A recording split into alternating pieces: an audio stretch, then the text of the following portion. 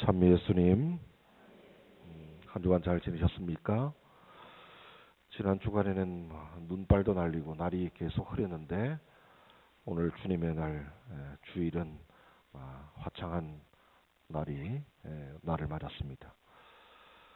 지난주에 공지했고 또 오늘 여러분들 경험하시는 것처럼 오늘은 찬미를 드리는 그 미사, 가톨릭 성가 말고 다른 기도의 내용을 담은 성가들로 이 미사를 봉헌합니다. 서울에서 어제 유성은 밴드 그리고 울산에서 이순희 앨리스 자매 와서 저녁 미사 오늘 9시 교중 미사 함께 하고 있습니다.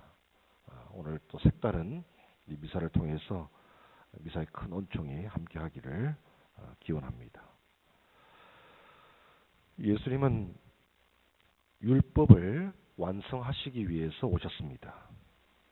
예수님은 율법을 무시하지 않으셨습니다. 또 변경하지도 않으셨습니다. 예수님은 오히려 율법을 새롭게 해석해 주셨고 율법 안에 담겨 있는 숨은 뿌리를 보존하려고 하셨습니다. 그런 사실을 명백하게 하시려고 나는 율법을 없애러 온 것이 아니라 완성하러 왔다 하고 말씀하십니다. 본래 십계명은 하느님께 대한 사랑과 이웃에 대한 사랑을 핵심으로 삼고 있습니다. 우리 인간이 하느님께로 나아가기 위해서 지켜야 할 최저 한계선을 제시해주고 있는 것입니다. 하느님은 시나이산에서 이스라엘 백성과 계약을 맺으시면서 십계명을 주셨습니다. 그것은 당신 백성이 따르고 지켜야 할 생활의 원칙을 세워주기 위해서였습니다. 그런데 예수님 시대에 와서 율법학자들은 이 원칙으로 만족하지 않고 생활에 적용될 수 있는 세세한 규칙들을 수없이 만들어냈습니다. 예를 들면 안식일에 등잔을 여기서 이쪽으로 옮길 수 있느냐, 또 여인들이 가발을 쓸 수 있느냐, 남자가 여자 아기를 안아줄 수 있느냐, 이런 문제로 변론을 제기하는가 하면 병자가 생길 때 생명이 또 위독하지 않으면 다음 날까지 기다려야 한다고 가르쳤습니다. 귀, 코, 목 같은 부분은 응급 치료를 할 수 있었지만은 그 이상의 치료는 할 수 없다. 이런 규정도 있습니다. 이렇게 세세한 규율을 지키는 것이 참 종교요, 하느님을 섬기는 것이다. 이렇게 가르쳤던 것입니다. 이렇듯 내용이 결핍된 율법주의는 율법의 본래 정신을 놓쳐버리기 쉽습니다. 구절구절에 집착하는 사람은 법칙대로 생활하려고 노력하지만은 실제로는 생활 자체를 질식시키고 맙니다. 글자에 연연하는 사람들은 율법이라고 하는 말을 타라고 하면서 승마 자체를 금지시키는 사람과 같습니다. 법이 복음보다 더 중요하다고 여기고 따라서 세상은 법에 의해서 통치되어야 하고 자유는 위험한 것이다. 이렇게 생각합니다. 그래서 자기들에게 맡겨진 사람들에게 수천 가지 규정을 만들어 놓고 갖가지 보호 조치로 그물을 쳐놓습니다. 그러나 이런 감독 하에서는 하느님의 자녀들을 감옥 안의 죄수같이 감시받는 생활로 몰아 넣어버리는 그런 결과를 낳게 됩니다. 법이 없을 수 없습니다. 법은 필요합니다. 율법은 하느님께서 우리들의 공동체 생활을 위해서 주신 거룩한 법령입니다. 예수님도 말씀하셨지만 그분은 율법을 폐지하러 오신 것이 아니라 율법을 완성하러 오셨습니다. 또 율법은 1.1획도 없어지지 않고 모두 이루어질 것이다 하셨습니다. 예수님께서는 율법과 예언서의 정신을 남에게서 바라는 대로 남에게 해주는 것이라고 한마디로 요약해서 가르치셨습니다. 계명을 외적으로 완성시키는 것만으로는 충분하지 않습니다. 정신이 율법 자체보다 훨씬 중요합니다. 마음의 상태가 외적인 행위보다도 더 중요한 것입니다. 율법의 정신은 글자에 생명을 주어야 합니다. 생명이 없는 자구는 죽은 사람과 마찬가지이기 때문입니다. 결국 율법에 대한 예수님의 새로운 해석과 가르침은 하느님 사랑과 이웃 사랑이라고 하는 이 대명제에 초점이 맞추어져 있습니다. 이 본래의 정신을 떠나서 강요되는 율법은 예수님의 뜻과 어긋납니다.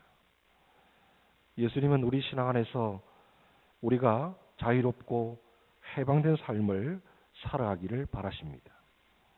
그분은 우리가 율법에 얽매여서 짐스럽고 부담스러운 삶을 살기를 바라지 않으십니다. 집회서에 보면 주님께 충실하고 않고는 자신에게 달려있다 하는 말씀이 있습니다. 시편에는 주님의 법을 따라가는 사람들은 행복하다 했습니다. 성숙한 신앙의 소유자는 하느님의 심오한 지혜를 압니다. 하느님의 깊은 경륜에 이르기까지 모든 것을 다 통찰하시는 성령께 끊임없이 자신을 개방하고 그분의 뜻과 계획에 자신을 내맡겨 드리기 때문입니다. 사랑은 율법을 완성합니다. 사랑이신 하느님, 그분의 아드님이신 예수 그리스도는 율법의 완성자이십니다. 따라서 사랑의 바탕을 둔 시각을 지니고 살아간다면 우리도 우리 삶을 통해서 율법에 얽매이지 않고 지혜로운 삶을 살아갈 수 있게 될 것입니다. 주님께서는 그런 삶을 원하십니다.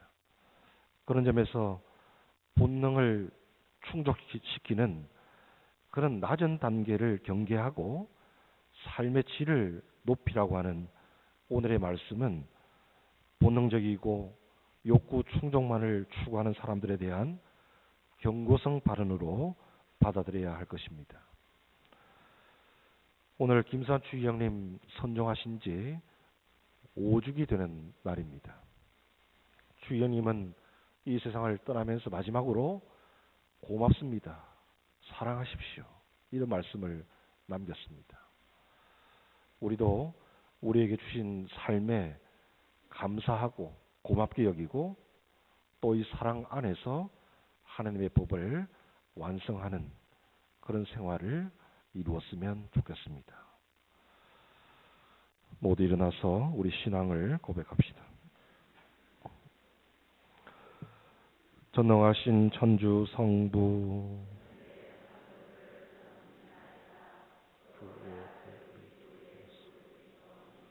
성령으로 통찰에서 고난을 받으시 십자가에 못 박혀 돌아가시고 주셨으며 조승의 가시어 사울의 죽은 이들 가운데서 부활하시고 하늘에 올라 전능하신 천주 성부는 그리로부터 산이와 죽은 이를 심판하러 오시다.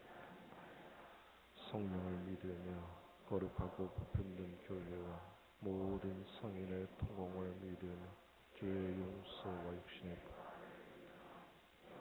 삶을 믿나이다. 아멘.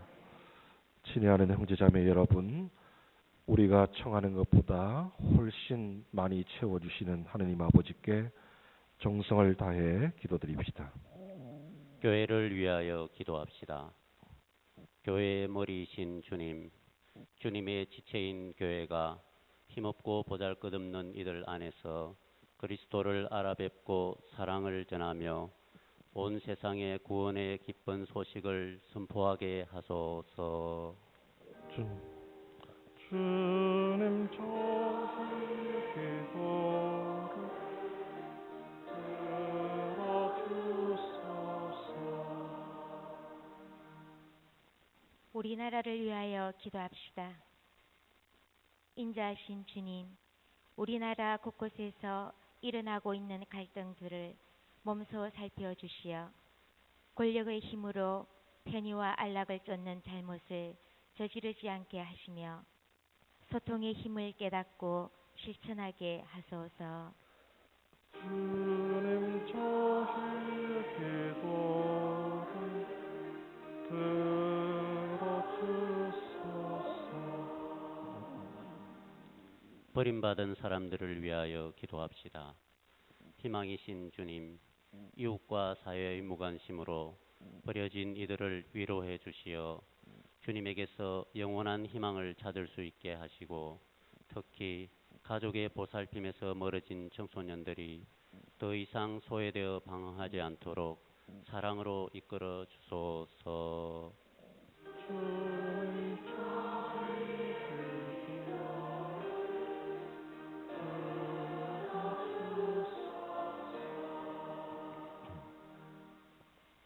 가정 공동체를 위하여 기도합시다. 사랑의 주님, 그리스도를 믿고 따르는 모든 가정이 감사와 기쁨의 생활을 하게 하시고 행복이 넘치는 보금자리를 갖고 갈 수 있도록 은총을 베풀어 주소서.